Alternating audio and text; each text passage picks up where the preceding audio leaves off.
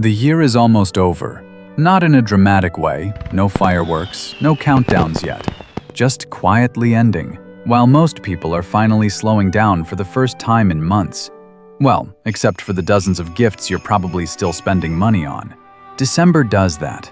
It forces a pause, even if you didn't ask for one. And in that pause, things start to surface. Not goals, not resolutions, but memories. Moments where money stressed you out. Times you avoided looking at your account. Decisions you said you'd fix later. Months that blurred together faster than you expected. This isn't a video about starting fresh. It's not a new year, new finances speech. And it's definitely not a lecture about doing better next year. It's just a moment to be honest, not with me, but with yourself, before everything resets again. Because whether you realized it or not, this year already taught you a lot about money. Not through advice or motivation, but through experience. Through quiet lessons, uncomfortable ones. The kind that keep you up at night. Some you probably ignored more than once, but they were there.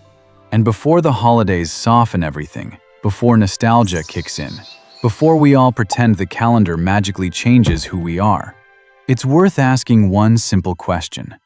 What did this year actually show you about your money? Before we go any further, I want to be clear about what this is and what it isn't. This isn't a list of resolutions or a to-do checklist for next year. And it's not one of those videos telling you to lock in or magically fix everything when the calendar flips. You've heard all of that already. This is just a pause. A moment to look back at the year honestly, without judgment and without hype. Because the truth is, you don't need more advice right now. You don't need motivation. And you definitely don't need another plan you'll forget in a few weeks. What you do need is clarity. Not about what could work someday, but about what this year already showed you. The mistakes, the patterns, the habits that quietly helped, and the ones that kept costing you more than you realized. These aren't lessons meant to pressure you. They're not here to make you feel behind. They're just observations. Things this year revealed whether you were ready for them or not. So take this for what it is. Not a lecture, not a reset, not a promise about the future. Just an honest reflection before the year ends. The first lesson this year probably taught you is that your money problems didn't come from one big mistake. It wasn't a single bad month or one expensive decision. It definitely wasn't one moment where everything fell apart. It was repetition. The same small choices made over and over because they were easy, familiar, or convenient. Nothing dramatic, just patterns quietly stacking up. And that's harder to face than a single failure. Because it means fixing your money isn't about one correction. It's about noticing what keeps repeating. The second lesson is how expensive convenience really is. Not in obvious ways, but in quiet ones. Subscriptions you forgot about. Ordering food because you were tired. Buying something quickly just to avoid thinking. Paying extra just to make life a little easier in the moment. None of it felt reckless. It just felt normal.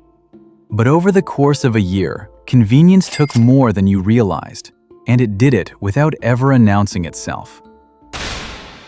The third lesson is that avoidance caused more stress than money ever did. The unopened apps, the balances you didn't want to look at, the decisions you kept pushing off another week. The anxiety didn't come from being broke. It came from not knowing where you stood. Every time you avoided checking, the problem didn't disappear. It just stayed with you, quietly, constantly, in the background. The fourth lesson is that motivation was never the thing holding everything together. Every time your money situation improved, it wasn't because you suddenly felt inspired. It was because something simple was in place. A rule you didn't debate. A limit you didn't negotiate with yourself. A system that kept working even on the days you didn't feel like trying. And every time things fell apart, It wasn't because you lost motivation. It was because that system quietly disappeared and emotion took control again. Motivation fades. Systems stay. And this year showed you exactly which one actually carried you when life got messy.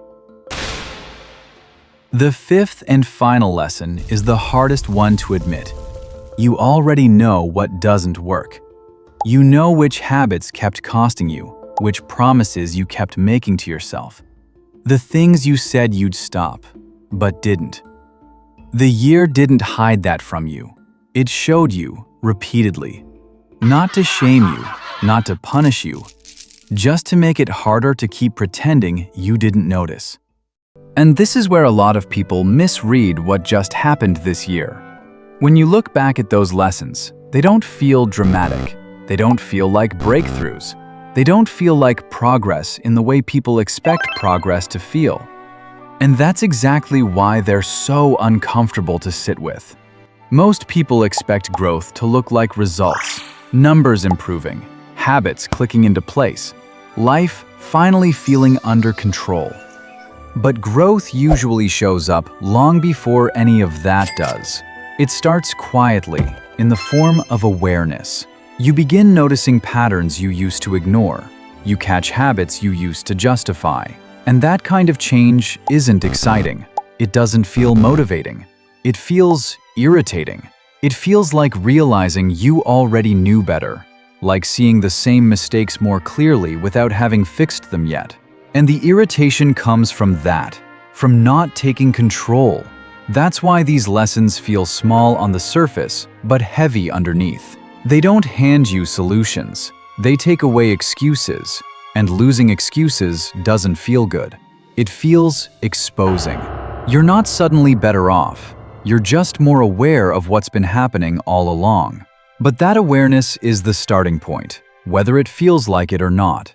Before habits change, before numbers move, before anything looks different from the outside, there's a moment where you can't unsee what you've been shown. And that moment rarely feels like momentum. It feels like discomfort, like clarity without closure.